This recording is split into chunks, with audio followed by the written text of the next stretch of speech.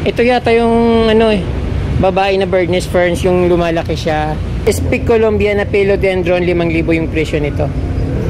So maganda kasi kakaiba siya at bibihira lang naman yung may mga halaman na ganyan. Sunrise, kala ko red sun. Kung ano-ano na lang sinasabi ko kaprom di. Sunrise pala siya kaprom di.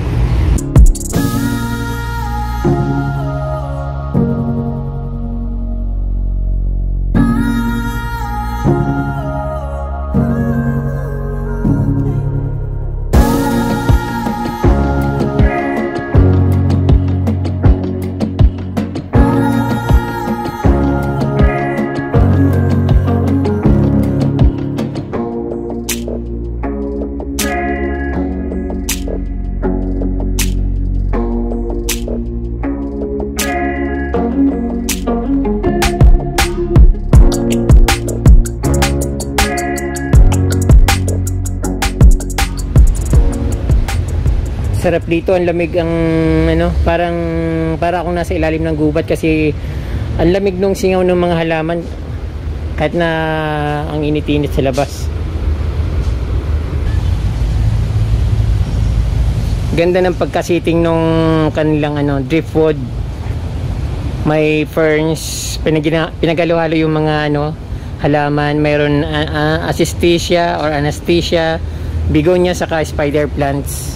Ferns.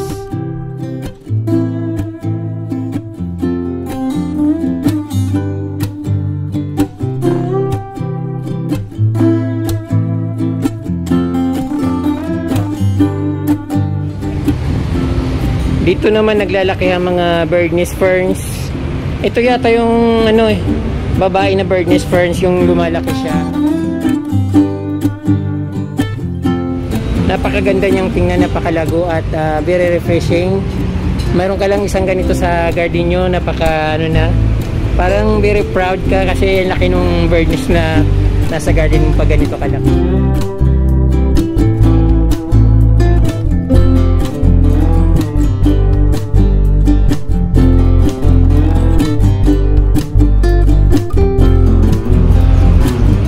Maganda rin ang plant seating dito ng ano, garden na ito. Marami siyang mga aglonema at ang lush. Tapos red sun na philodendron, favorite ko na philodendron yung red sun kasi yung dahon niya pag lumalabas, yung talbos niya makulay, talagang kulay yung kulay niya. Parang ano rin yung parang Prince of Orange, makulay kapag bagong dahon.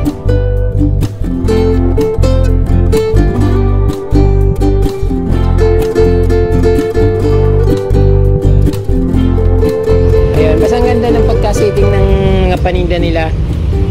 Mayroon din yung parang gloriosum yata yun, pero iba yung ano, iba yung gloriosum.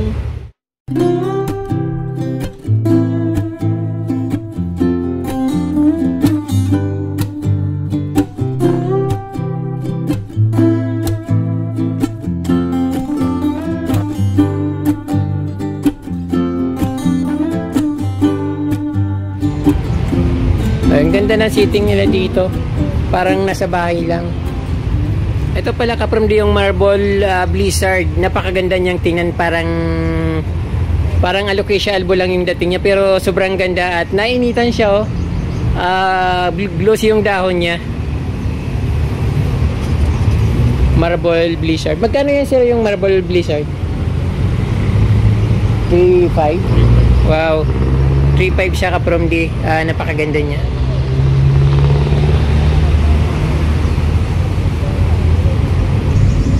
Ito naman mga kapamdi, ano, philodendron din siya. Speak Colombia na philodendron, 5,000 yung presyo nito. So maganda kasi kakaiba siya at bibihira lang naman yung may mga halaman na ganyan. At dito nga pa halos sa mga rare yung halaman dito. Cardboard. Ayun, yung mga favorite natin dati kaprom din nakikita dito sa garden na ito. Pero kadalasan yung mga philodendron.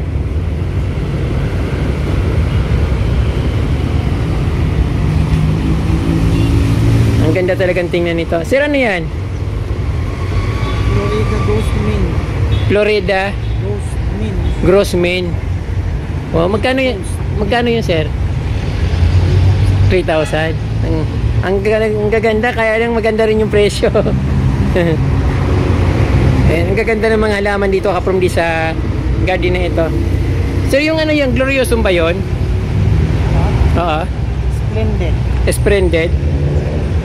Maganda rin siya kasi parang philodendron. Philodendron tapos splendid. Splendid. Sir, ito, magaganda ito ah. Golden Ceratum. Golden Ceratum. Yung pala, akala ko ano, Ring of Fire. Kasi kamukha niya. Golden Ceratum. Tapos yung Red Sun, yung mapula.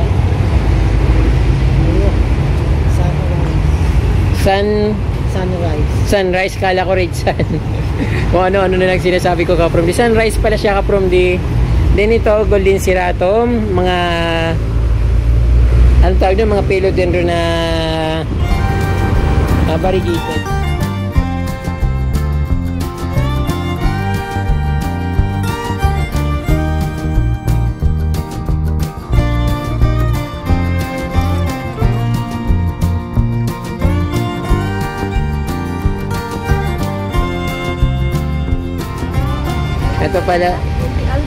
Ito pala yung may-ari ng garden dito.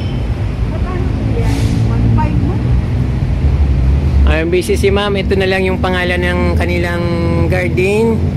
Blue Days Garden. Ayun. Ang gaganda ng mga display nila dito mga kaprom. Di kung taga dito kayo sa Quezon City, Metro Manila, ayan magandang puntahan dito. Mga rare na halaman dito. Ma'am, magkano po yung Pink Princess? May 1,000, may 1,500, may 2,500. Alin po dyan ma'am yung 1,000? Yun po. Yung mas maliit. Ito 1,500. 1,500. Ito 2,000. Yun 2,500. 2,500. Ayun. Ayun kaprom di mura. Medyo hindi masyadong mahal yung ano dito. Pink Princess kaprom di mura lang siya dito. Saka marami siya mga magagandang ano. Ma'am, ano po yan? White Princess?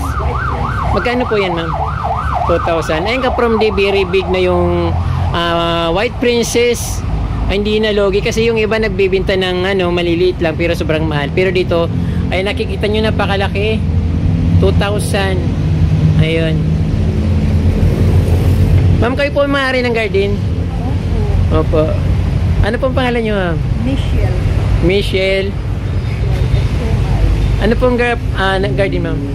Blue Days Garden. Blue Days Garden. Ito makaporm di sa ano sa Quezon City Circle. Ang gaganda ng kanyang mga garden. Ano mga plants? Ano yan ma'am ano? Manjola po. Manjola. Ang gaganda. Magkano naman po yan mga Manjola? 650. 650. 2,000. So ayun kaprom di. Lahat na magagandang halaman nandito sa Blue Days Garden kay Ma'am Michelle. Tama, Michelle. Michelle. Kay Ma'am Michelle. Ayun.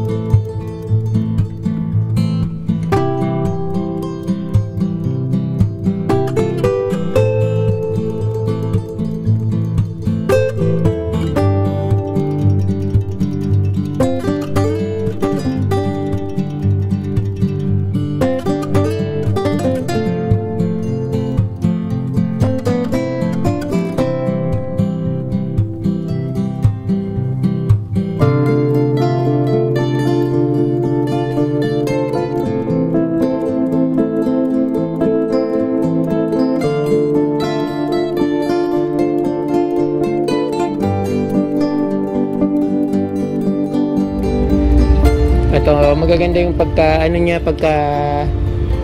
tubo niya, saka flowering, halos lahat yung nawawala na halos yung mga dahon niya kasi puro bulaklak na yung nakikita sa ano, lumalabas sa kanyang katawan.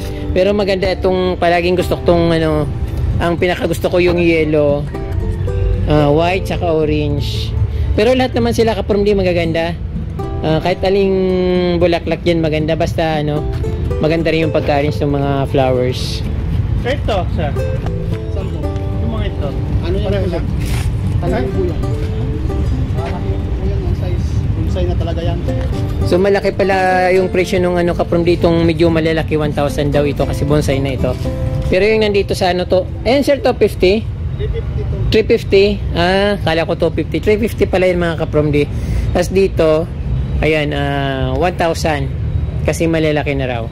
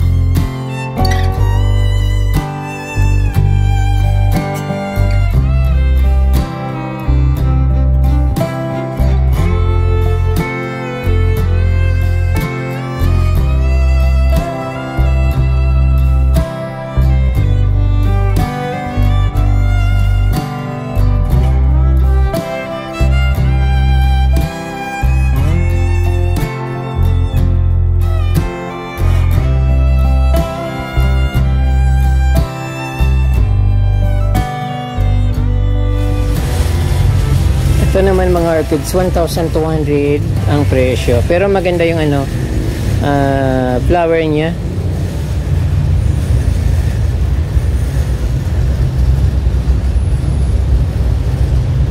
Ang gaganda.